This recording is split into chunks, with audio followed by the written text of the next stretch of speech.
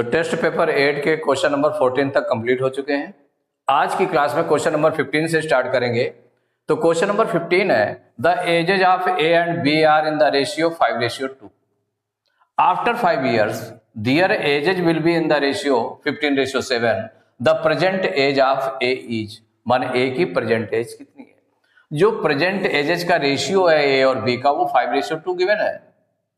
Present नहीं लिखा हुआ है, लेकिन ये लिखा हुआ है the ages of A and B are in the ratio. इसका मतलब उसमें प्रेजेंट या पास्ट नहीं दिया हुआ, कुछ ऐसा नहीं दिया हुआ है, लेकिन वो प्रेजेंट का माना जाएगा, क्योंकि जो इस समय चल रहा है उसका रेशियो दे दिया 5:2 है। 5 years आफ्टर 5 years माने 5 years के बाद ये बड़े हो जाएंगे। कितने बड़े हो जाएंगे? 5 years बड़े हो जाएंगे। 5 years बड़े होने का मतलब क्या है कि उनमें जो उनकी प्रेजेंट एज होगी उसमें से 5 प्लस हो जाएगा 5 years आफ्टर, और उस समय उनके जो रेशियो होगा वो कितना हो जाएगा? 15:7 हो जाएगा उनका। तो the present age of A is कितना है? तो जो गिवन रेशियो है वो कितना है, पहले सॉल्व करके देख लेते हैं, फिर कौन सा ऑप्शन करेक्ट होगा उसमें टिक करेंगे। तो इसमें जो दिया है द एजेज ऑफ माने द रेशियो ऑफ जो गिवन है आपका, the ratio of A and B equal दिया है 5:2, ये गिवन है। माने प्रेजेंट एज का है। जब इस तरह से दिया नहीं कोई चीज तो इसका मतलब प्रेजेंट ही माना जाएगा कि जो इस समय चल रहा है रेशियो वो है। ये सिंपलेस्ट फॉर्म में। तो इनकी एक्चुअल एज क्या होगी? वो कॉमन फैक्टर होगा जिससे वो डिवाइड करने पर दोनों को सिंप्लीफाई करने के लिए जिससे कट किया गया था, जिससे डिवाइड किया गया था दोनों को, तो वो क्या हो जाएगा? तो let the present age of A equal to 5x years and the present age of B equal to 2 years 2x years। माने जो आपका जो कॉमन फैक्टर लिया गया वो x लिया गया है, तो दोनों में मल्टीप्लाई कर दिया 2x years। माने present age of A equal to हो गया 5x years और present age of B equal to हो गया 2x years। ये लेट कर लिया आपने। अब नाउ अकॉर्डिंग टू क्वेश्चन आप देखें जरा, अकॉर्डिंग टू क्वेश्चन में क्या कर रहा है। लेकिन इसके बिफोर हम ये निकाल लें 5 years आफ्टर एजेज निकाल लें। क्या निकाल लें? After 5 years age. तो इसमें क्या है? आफ्टर 5 years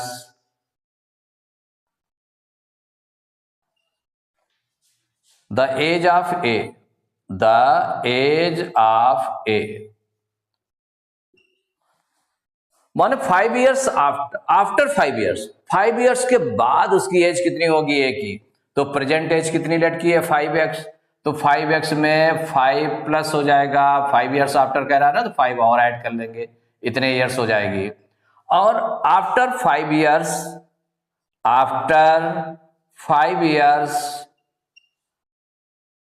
द एज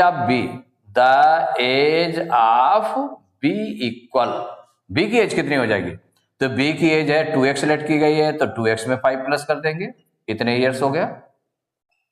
अब इसके बाद में क्या करना है? इसमें इक्वेशन क्या बनेगी कि जो इनका रेशियो है नाउ इनका रेशियो क्या आ जाएगा? 5x + 5 अपान के रूप में लिख दें, क्योंकि सॉल्व भी करना पड़ेगा, तो 2x + 5 इक्वल इनका रेशियो कितना हो जाएगा? 15:7। 15:7 मीन्स हो गया 15/7। अब इनको सॉल्व कर लें। तो देखिए फर्स्ट ये क्रॉस मल्टीप्लीकेशन कर लें इसको, तो 7 × 5x + 5 इक्वल हो जाएगा 15 × 2x + 5। मल्टीप्लाई करेंगे, ब्रैकेट ओपन करें तो 7 से मल्टीप्लाई करेंगे तो 7 × 5 = 35x + 7 × 5 = 30, दोनों टर्म में मल्टीप्लाई किया जाएगा। ऐसे 15 का दोनों टर्म मल्टीप्लाई करेंगे तो 15 टू जा 30x प्लस 15 5 जा 75। अब इसको ट्रांसपोज करें, एक्स एक्स वाले टर्म को लेफ्ट साइड में और नंबर वाले टर्म को राइट साइड में कर लें तो ये हो जाएगा 35x, एक्स वाला टर्म है लेफ्ट साइड में वही बना रहा है, 30x आपका राइट साइड में जब ट्रांसपोज करेंगे लेफ्ट साइड में तो माइनस का हो जाएगा, साइन चेंज हो जाएगा, माइनस 30x इक्वल जो नंबर वाला टर्म है 75 ऑलरेडी आपका राइट साइड में तो वो प्लस का है, प्लस का ही रहेगा, कोई चेंजेस नहीं होगा। और प्लस का 35 लेफ्ट साइड में उसको राइट साइड में ट्रांसपोज करेंगे तो ये साइन चेंज हो जाएगा, माइनस का हो जाएगा 35। अब देखिए आगे सॉल्व करते हैं, 35x में से 30x माइनस करेंगे तो यह जाएगा 5x इक्वल 75 में 35 माइनस कर दें तो 5 में 5 माइनस किया 0, 7 में 3 माइनस किया 4, ये निकला माने 40 आ गया। अब x इक्वल टू कितना आ जाएगा 40/5, 5 1 जा 5, 5 8 जा 40, मीन्स x की वैल्यू आ गई 8 आ गई, x की वैल्यू क्या आ गई 8। ये जो कॉमन फैक्टर था आपका ये 8 आ गया तो प्रेजेंट एज ऑफ ए कितना होगा, प्रेजेंट एज ऑफ ए, तो the present age of A equal हो जाएगा, कितना लेट किया 5x लेट किया है तो इक्वल हो जाएगा 5x, इसमें वैल्यू रख दें तो 5 इंटू एक्स की वैल्यू कितनी आई 8, तो 8 5 जा हो गया 40 ईयर्स, कितना निकला है 40 ईयर्स, यही आंसर हो गया। अब इसमें देख लें किससे मैच कर रहा है,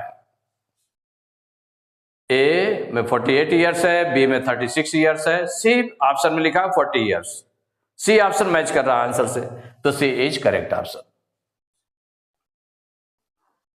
question number 16, the boys and girls in a school are in the ratio 9:5, if the number of girls is 320 then the total strength of the school is, माने बॉयज पहले है गर्ल्स बाद में, बॉयज और girls का ratio ये दिया 9:5 given है और गर्ल्स के नंबर ऑफ गर्ल्स गिवन है 320, तो then the total strength of the school is, school की टोटल स्ट्रेंथ कितनी होगी, total strength means number of boys और नंबर ऑफ गर्ल्स को हम ऐड कर लेंगे, तो नंबर ऑफ गर्ल्स तो गिवन है लेकिन नंबर ऑफ बॉयज नहीं गिवन है, तो नंबर ऑफ बॉयज आप पहले निकाल लें, जो रेशियो दिया है उससे निकाल लेंगे, रेशियो और जो नंबर ऑफ गर्ल्स दिया है उससे निकाल लेंगे, तो जब नंबर ऑफ बॉयज निकल आएगा तो नंबर ऑफ बॉयज और नंबर ऑफ गर्ल्स को ऐड कर लेंगे तो टोटल स्ट्रेंथ आ जाएगी। देखिए सॉल्व करें इसको, पहले कौन सा ऑप्शन करेक्ट होगा उस पर टिक लगाएंगे, तो जो रेशियो दिया है द रेशियो ऑफ बॉयज पहले तो बॉयज लिखेंगे एंड गर्ल्स इक्वल है 9:5।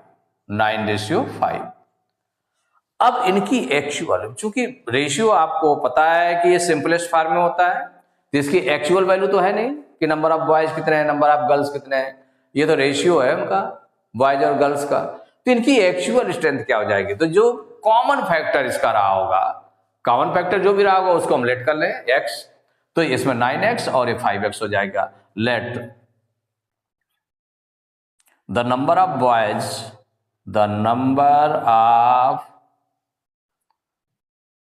बॉयज इक्वल हो जाएगा 9x एंड लेट कर रहे हैं इसमें रेशियो के according, and the number of girls equal to हो जाएगा 5x, माने जो x कॉमन फैक्टर लिया गया उसके अकॉर्डिंग 5x गर्ल्स हो गए, 9x बॉयज हो गए, नंबर ऑफ बॉयज हो गए, ये एक्चुअल वैल्यू हो गई। और वो x कॉमन फैक्टर कितना है वो आप पहले निकाल लें, तो देखिए जो गिवन है, given the number of girls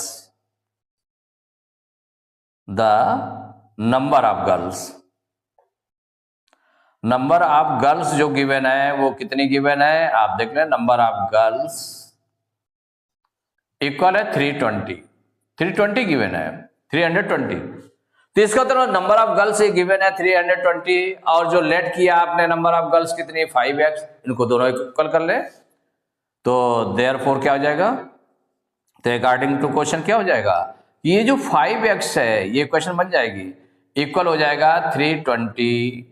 भाई जो नंबर ऑफ गर्ल्स आपने लेट किया है और जो नंबर ऑफ गर्ल्स गिवन है दोनों इक्वल हो जाएंगी। तो इससे हमारी x की वैल्यू निकल आई, x इक्वल हो गया 320 अपॉन 5, 5 से डिवाइड कर दें, 5 1 जा 5, 5 6 जा 30, 5 4 जा 20, मीन्स x इक्वल हो गया 64।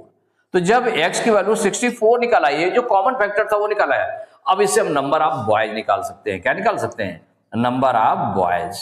तो number of boys equal number of boys, number of boys equal to हो जाएगा 9x, ये लेट किया गया है, इसमें x की वैल्यू रख दें 9 इंटू 64, 9 से मल्टीप्लाई करेंगे तो 9 4 जा 36 की 6 कैरी 3, 9 6 जा 54 और 3 57, तो 576 आ गया नंबर ऑफ बॉयज। अब हमको क्या निकालना है, टोटल स्ट्रेंथ। तो टोटल